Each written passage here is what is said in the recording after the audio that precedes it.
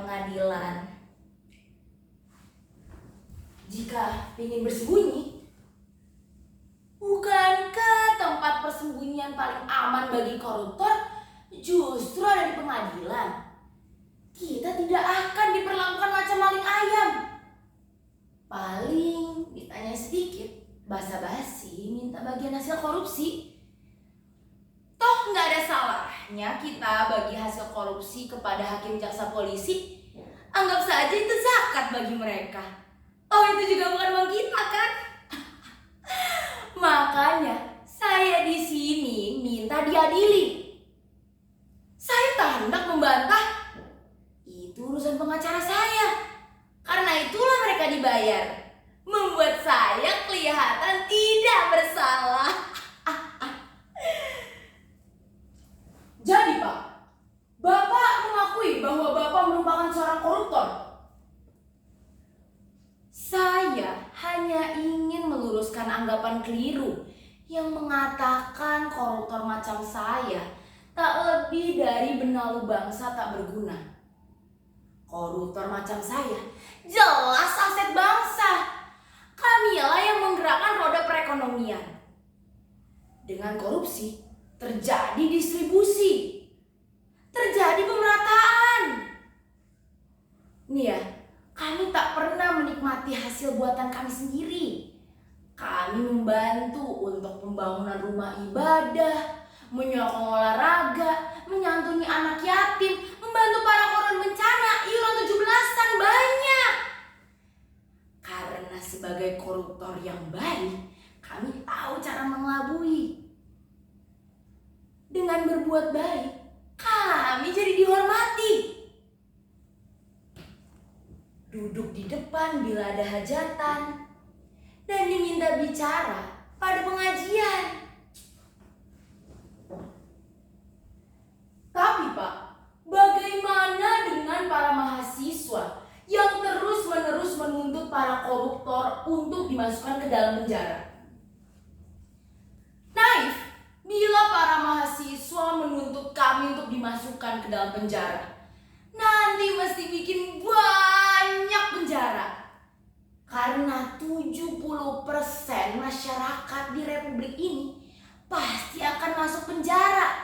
Bukankah itu hanya akan menghabiskan anggaran belanja negara? Percayalah, uang yang dikeluarkan untuk memenjarakan koruptor jauh lebih tinggi ketimbang dana subsidi BBM yang dialokasikan untuk mengatasi kemiskinan. Daripada uang dihambur-hamburkan, lebih baik kami korupsi lalu kami distribusikan secara adil dan merata.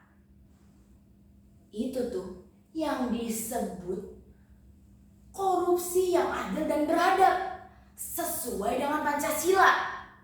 Atau biar terdengar lebih trendy, itulah prinsip demokrasi dalam korupsi.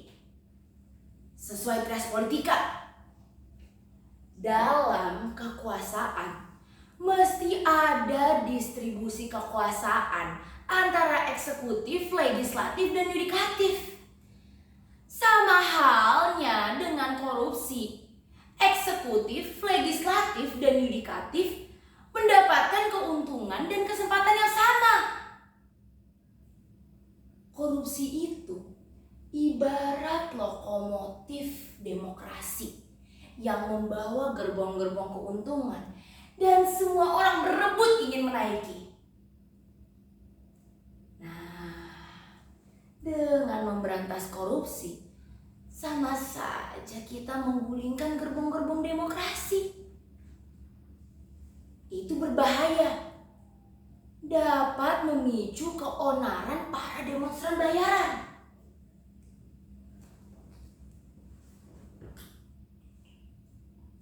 Tentunya saya tidak ingin dong itu terjadi. Saya koruptor yang cinta damai. Tenang. Tolong. Jangan terlalu pojokkan kami. Kalau soal unjuk kekuatan, kami juga bisa menggelar aksi besar-besaran. Bayangkan jika seluruh koruptor di negeri ini menggelar aksi mogok 1 hari saja. Dari kantor kelurahan sampai istana negara pasti mendadak sepi. Pelayanan publik terhenti, birokrasi macet, gedung-gedung tak berproduksi, seluruh departemen kosong. Jangankan membuat surat atau KTP, WC umum saja mungkin gak ada yang bakal ngurusi. Sepertilah kondisi Strata ketika seluruh perempuan memboikot laki-laki. Kalian akan pusing sendiri. Kalian akan melihat betapa berkuasanya kami. Kami ada di setiap sendi negeri ini. Bagaimana coba cara kalian membasmi kami? Ayo, ada yang tahu tidak? Kau tahu tidak cara membasmi kami? Gak ada yang tahu kan? Gak ada yang tahu. Ya karena gak akan bisa kalian membasmi kami. Kalian seperti mengamputasi tubuh sendiri. Oleh karena itu, marilah kita hidup berdampingan dengan rukun.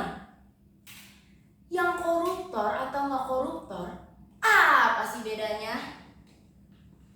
MH Ainun Najib berkata, kesalahan hanyalah kebaikan yang tertunda. Jadi, yang nggak korupsi hanya soal kesempatan yang tertunda. Menyitir si Jalang karya Chairil Anwar, semua akan dapat tempat, semua akan dapat giliran. Jadi, marilah kita membiasakan diri melihat korupsi sebagai sesuatu yang menyenangkan di negeri ini. Anggap saja ya, korupsi itu seperti perekonomian. Sudah banyak utangnya, banyak pula koruptornya. Atau ibarat lokalisasi, sudah bayar, terkena raja singa pula.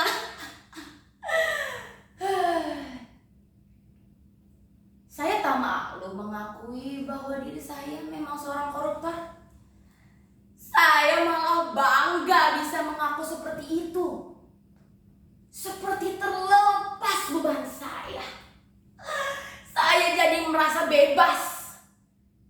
Saya siap dihukum dengan cara sebenar-benarnya. Saya tak mencari sensasi dengan semua ini. Saya hanya ingin memberikan teladan bagi koruptor-koruptor lainnya bahwa seorang koruptor bisa menjadi seorang koruptor yang budiman. Kalaupun dia maling yang budiman. Seperti Robin Hood atau Zorro. Mereka kian peduli pada wong cilik. Nah, sebagai koruptor, kita juga harus peduli pada wong cilik. Sebab siapa lagi yang akan mempedulikan para wong cilik? Partai-partai politik. Tidak ada yang memperhatikan nasib para wong cilik yang semakin lama terpuruk dalam kemiskinan.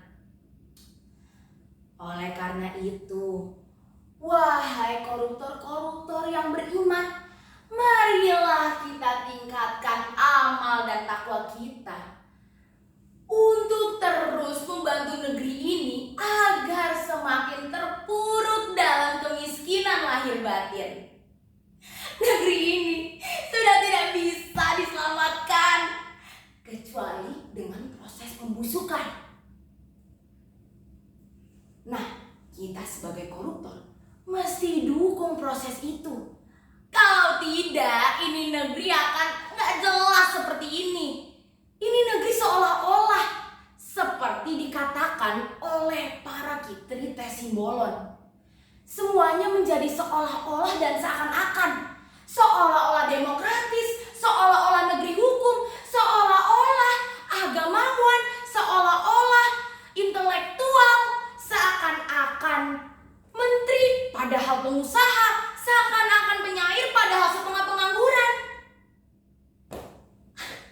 Tak heran kan bahwa koruptor seperti saya ini masih bisa tampil tenang, penuh senyum, mirip rohaniawan seperti saya ini.